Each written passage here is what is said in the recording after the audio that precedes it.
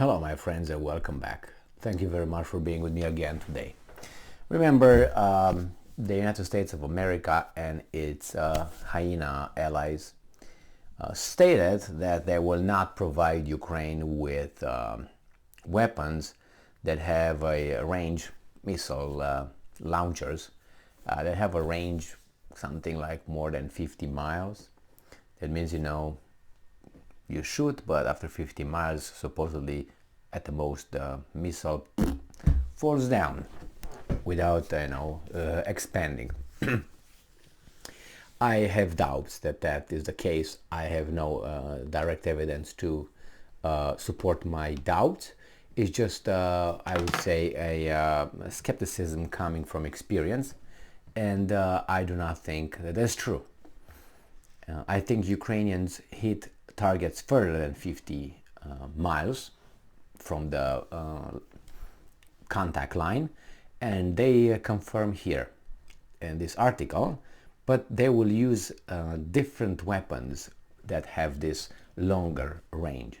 They claim, no, it's not the missiles, it's something else that has longer range, which is for me the same thing. You have the ability to hit something deep inside into your enemy's territory. It doesn't mean that it is a rocket or it's a missile or it's a drone. In this case, we're talking about drones. So Ukraine has drones, long-range drones. This article comes from the New Voice of Ukraine, and it is from November 25th, 2022. Long-range UAVs have already been used against Russians, says Ukrainian defender. We knew that. And what's the difference? You got a drone and you got a missile. You say, well, the power of destruction. Some drones may have a lot of, explosive available. Let's put it this way. And I'm quoting. In fact, Ukrainian Shaheeds, for the purposes of discussion, long-range strikes drones have long been used against Russian troops, against Russian targets, in particular in Crimea, deep in the territory occupied by the enemy and in a territory of the Russian Federation, Kasyanov stated. And I'm quoting again. It just does not always become public for various reasons, including for reasons of secrecy. End quote. Well, your secrecy was uncovered by a guy 8,000 miles away from your secrecy without being even on the territory, okay? So it was so smart that, man, you kept us all in the dark. Like a rainbow in the dark, right, Dio? All right. Also, the volunteer said Russia is not always ready to admit that it was struck by Ukrainian long-range UAVs. That's correct, and let's see if they tell us why. It is painful for their society. This is a great empire, and here Ukraine strikes them.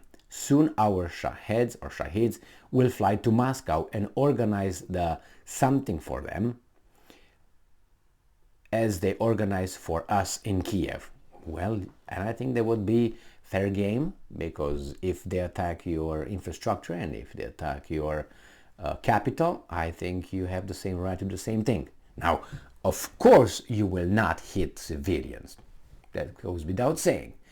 Everything you are going to hit and strike will be military targets, okay? We know that. I would just want to make sure I reiterate that for you. Because the Russians did the exact opposite. Because they're evil and these guys are good. All right? Now, let's do that, and we know who's evil and who's good. All right, and it's true that the Russians do not want to create panic and show weakness, because that's a weakness, obviously, right? So they were saying, no, that's normal. This person is right on that one. On October 17th, the state defense concern Ukroboronprom,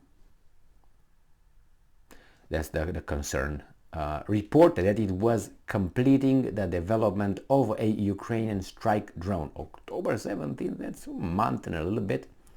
Range 1,000 kilometers. Weight of the Warhead, 75 kilograms. 75 kilograms is 3 poops. We are completing, elephant poops. We are completing development. Read the update on the project on Facebook at the time. 75 kilogram. That's a human being. Anyway, that's kind of like right here. So this is the head. Well, I don't know, it depends what you can pack in it. 1,000 kilometers. That's a long range indeed. On the same day, the Comeback Alive Foundation reported on social media that together with the main intelligence directorate of Ministry of Defense of Ukraine, it was preparing a project with a pilot named Cotton in Moscow. Now obviously these are little threats and they can issue how many they want. The thing is this, do you remember the Wehrmacht? Do you remember the Luftwaffe? Do you remember the Germans in that time? Yes, I do remember them. Now, remember about their Wunder, whatever was called, I can't remember, Wonder Weapon. I can't remember. Waffe. Wunderwaffe, yeah. Do you remember Wunderwaffe? And they were all talking, it's okay, der Führer agreed to a Wunderwaffe. And with that Wunderwaffe, we're gonna kill everybody and we're gonna win der Krieg. Jawohl! That's what they were talking. And the Wunderwaffe was V1, V2 at one point. It was those long freaking cannons that they were shooting over the English Channel, if you remember. They were hitting from this side over straight to Great Britain. Remember, they didn't need airplanes anymore. And then it was the, 262 Messerschmitt, was it? I think 262, was it? The first jet fighter, but they didn't have the resources. And that was the Wunderwaffe indeed, because that was bypassing the Americans and everybody else with about 300 or 400 kilometers per hour. So everybody was driving, was flying with about 700, and it was going to 900 and 1,000, and if it would go down. I mean, the Americans were able to get a hypersonic speed on the way down. And they were going up, and they were going down, and they could chase and go after these Messerschmitts. The Messerschmitts did not have to go down. If they were going down, then they would get much more speed, 1,300, 1,400 maybe.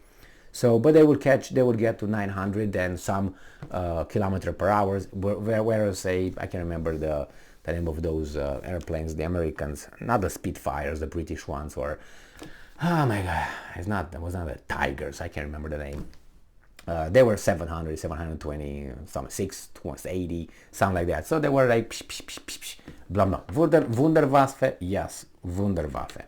So I think these guys are talking about the same shit. Hey, our Zelensky Führer will make us a Wunderwaffe right now. Ja, jawohl, it's a celebration. All right.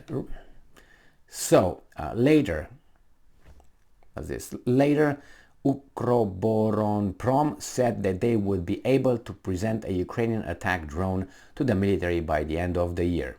Okay, we got 1 more month and 5 days.